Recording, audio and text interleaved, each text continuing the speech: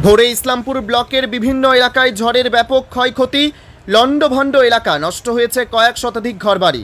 একাধিক এলাকায় গাছ উপড়ে পড়ে গিয়েছে, ভেঙে গিয়েছে বিদ্যুতের খুঁটি। সব থেকে বেশি ক্ষতিগ্রস্ত হয়েছে পণ্ডিতপোতা 1 ও পণ্ডিতপোতা 2 নম্বর গ্রাম পঞ্চায়েত এলাকায়।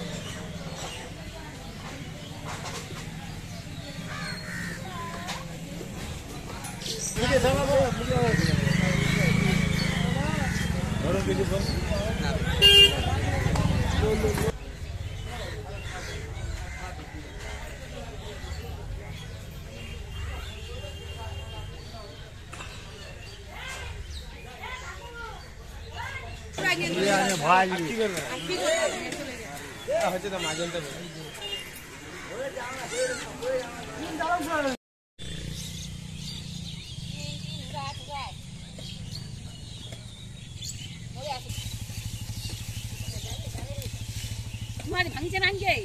나한테 그만이야 하지.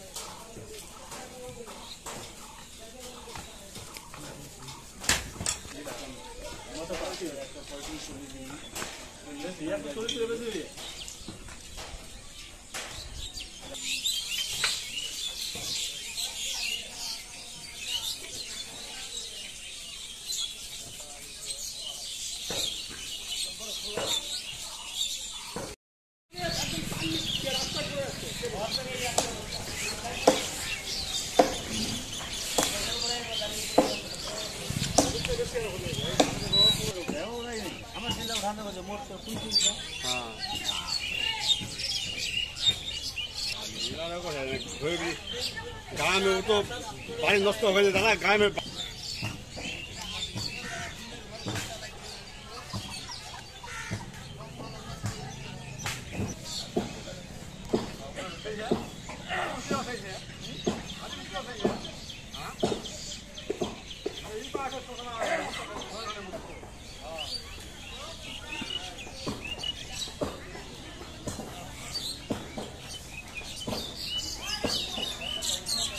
দাদা বলছি কেমন ক্ষয়ক্ষতি হয়েছে এলাকায়?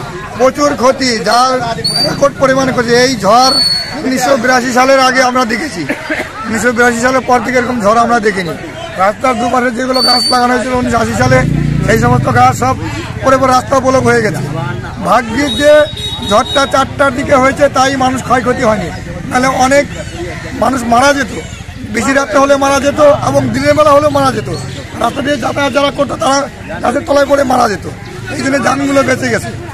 কেমন মানে এলাকা ফসলের এলাকায় প্রচন্ডভাবে ক্ষতি হয়েছে। পণ্ডিতপুরে 1 to 2টি গ্রাম পঞ্চায়েত এমন ভাবে ঝড় হয়েছে আমরা দেখিনি, আমাদের জন্মের দিকে দেখিনি। মানে বাড়ি ঘর সব শেষ। হ্যাঁ, কাঁচা বাড়ি তো নাই, কাঁচা বাড়ি একদম ধূলিসাৎ করে দিয়েছে। ফসলের ক্ষতি হয়েছে, গাছপালা দেখা যায় না। এলাকায় কেউ না আসলে বুঝতে পারবে যে কি হয়েছে। তো আপনি তো স্থানীয় তৃণমূল নেতা, তো কি মানে দাবি রাখবেন দলের কাছে? দলের কাছে দাবি রাখছি, আমাদের মুখ্যমন্ত্রীর দাবি, আমাদের যে এই বিধায়ক আছে প্রেম চৌধুরী, উনি আসবেন এলাকা পরিদর্শন করে মানুষের পাশে থেকে মানুষের যাতে উপকার করা যায়, মানুষ যাতে বাঁচতে পারে, এটা দেখতে হবে। স্থানীয় বিডিও আছে প্রশাসক, উনি এসে দেখুক যে এলাকায় কি হয়েছে। ঘটনাস্থলে তো পুলিশ আসছে, মানে তড়িঘড়ি করে রাস্তা এই পরিষ্কার করার কাজ চলছে, রাস্তা বন্ধ হয়ে আছে এবং মানুষ কিভাবে থাকবে, মানুষ ঘরে থাকতে পারবে না, এই সামনে কিভাবে মানুষ থাকবে বাসায় তার ব্যবস্থা করা হচ্ছে। আমাদের প্রশাসক বিডিও ম্যাডাম আসতেছে এবং আরো এসডিও সাহেব আসবে, এসে দেখে পরিদর্শনটা দেখবে তারা কি করবে। আপনার নাম? আমার নাম সুবোধ মজুমদার।